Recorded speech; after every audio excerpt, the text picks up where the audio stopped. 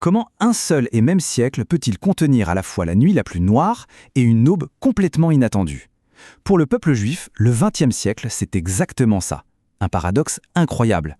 D'un côté, une histoire de destruction quasi totale, et de l'autre, une renaissance qui défie l'imagination. On va explorer ensemble ce double mouvement. Cette histoire faite de cendres, mais aussi de lumière. Voilà, cette idée, c'est la clé de tout. Il ne faut pas voir ça comme deux histoires séparées. Non, ce sont vraiment les deux faces de la même pièce. La catastrophe et la reconstruction sont liées, mais de manière inextricable. Comment l'une a-t-elle pu naître de l'autre? C'est un peu le défi qu'on va essayer de relever ensemble.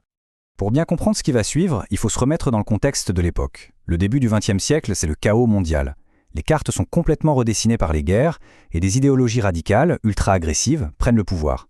C'est ça qui va préparer le terrain pour le drame à venir.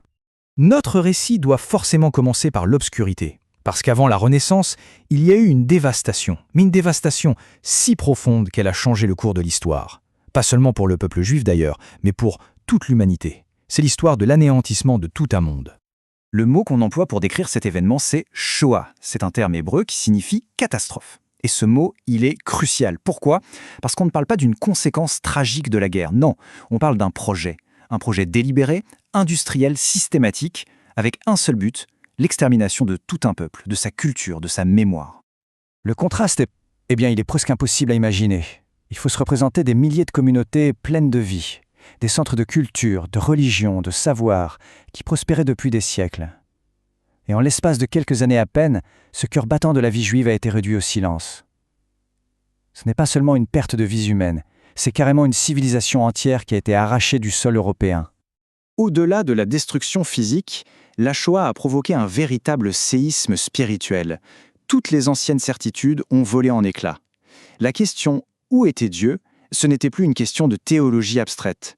C'est devenu la question centrale, lancinante, qui a forcé une réévaluation totale de la foi, de la souffrance et même du sens de la survie. Des intellectuels, des théologiens se sont emparés de ces questions à bras-le-corps.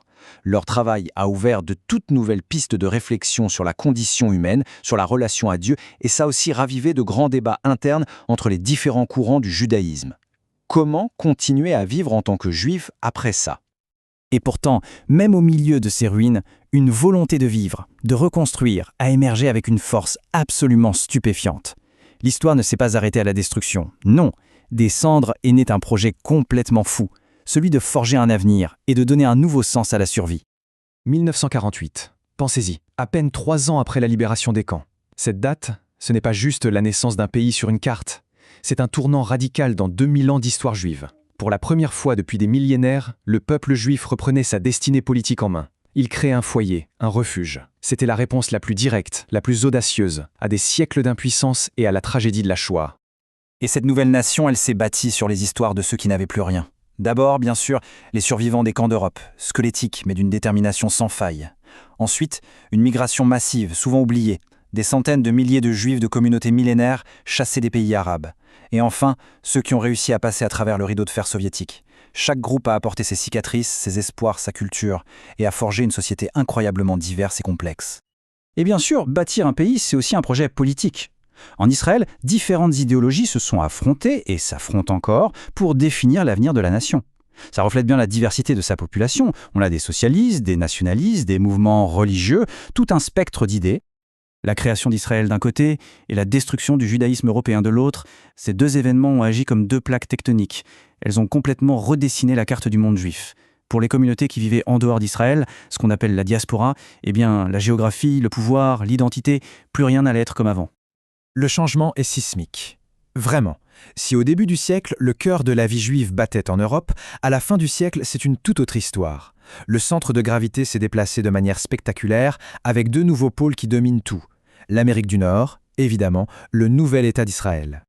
En résumé, la géographie juive du XXe siècle, c'est une histoire de fin et de commencement. La fin tragique du judaïsme européen, c'est certain. La fin des communautés qui étaient florissantes dans le monde arabo-musulman aussi. Et puis, le commencement d'une nouvelle ère dominée par la puissance de la communauté américaine et la centralité d'Israël. Bon, alors que reste-t-il de ce siècle de feu et de lumière? Comment cet héritage, ce mélange de tragédie et de triomphe, a-t-il pu forger l'identité juive qu'on connaît aujourd'hui? La mémoire de la Shoah, c'est devenu un pilier. Un pilier non seulement de l'identité juive d'aujourd'hui, mais aussi de la conscience mondiale. Le devoir de mémoire est devenu un impératif universel. Mais attention, la mémoire, ce n'est pas qu'un devoir, c'est aussi une source de création incroyable.